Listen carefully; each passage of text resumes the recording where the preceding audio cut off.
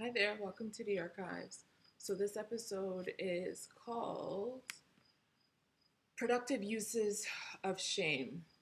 So, while shame is often understood and felt as a negative emotion, it can actually be quite productive. By productive here, I don't necessarily mean good, because I don't believe that shame is either good or bad, but we can look at shame. Negative shame is like more destructive, right? So that is what I've been talking about mostly in my research, is shame that causes us to move away from others in relationships. It causes a lot of tension. It moves us away, against, and toward in like very unproductive ways. But it can have some benefits as well too. And so this is what this episode is looking at.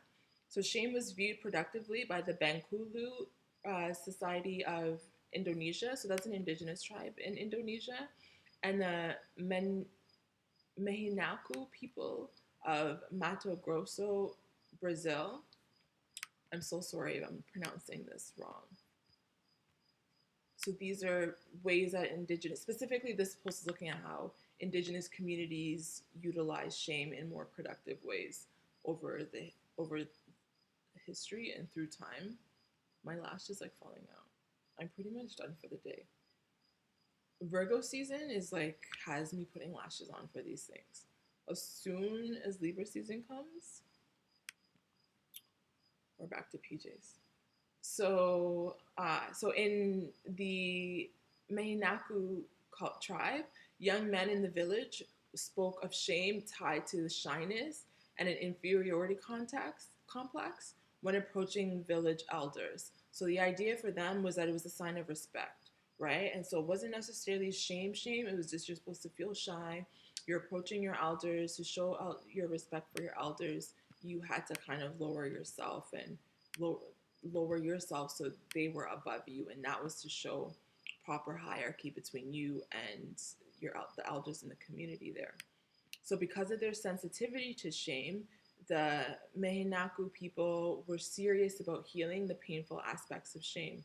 So the shamed individual, what they would do is they would intentionally remove themselves from the community temporarily, right? Because a lot of healing happens in community, but also you need some time alone. So what they would do is like they would take a couple of days, they would be in private, they would go into the woods, they would tend to garden, they would curl up in the fetal position in a hammock, they would think and reflect about what they had done, and then they would re enter into the society. So these rituals allow them to move through shame gradually and in private before re entering the community.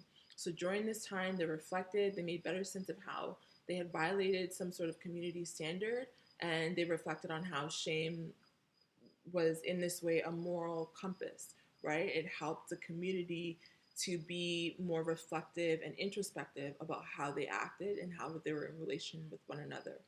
So in Trauma and Its Institutional Destinies, Karyn Ball, this was written in 2000.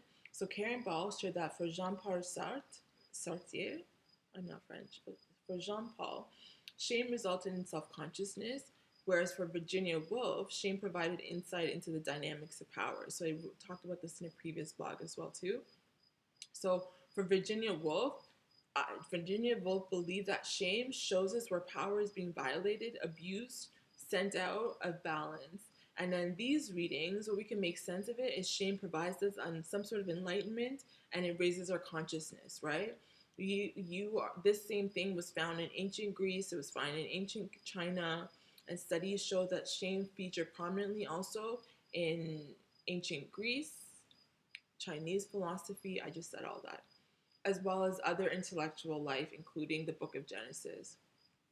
I see why my committee would be so frustrated reading my stuff, because it's like, you already said that, you already said that, you already said that.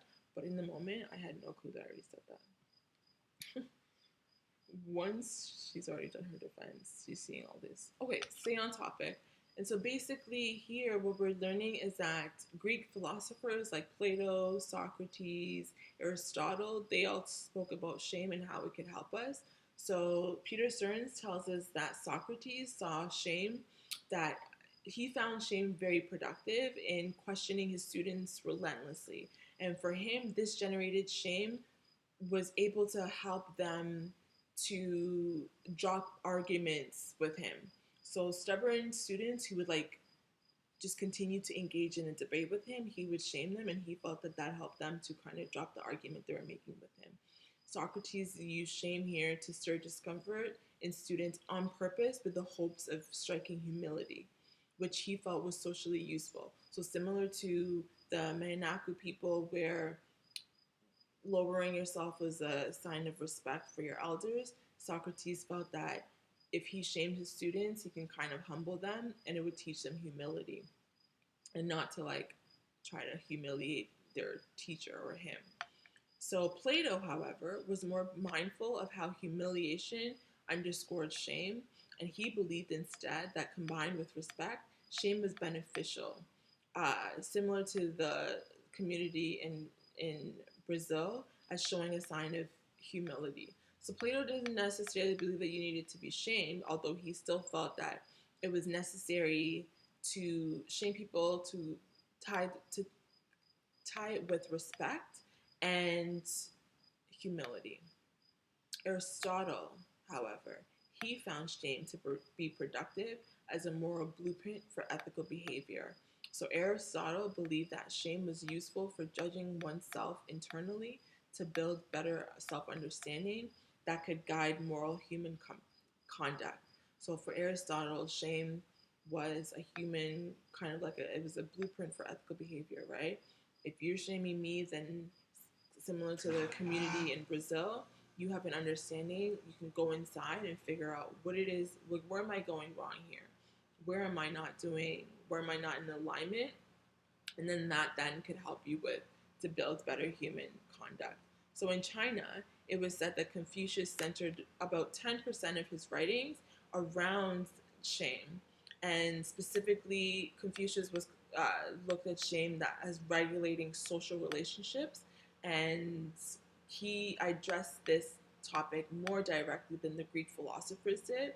And a lot of Confucius's philosophy influenced other East Asian communities as well, and they all looked to China for cultural cues.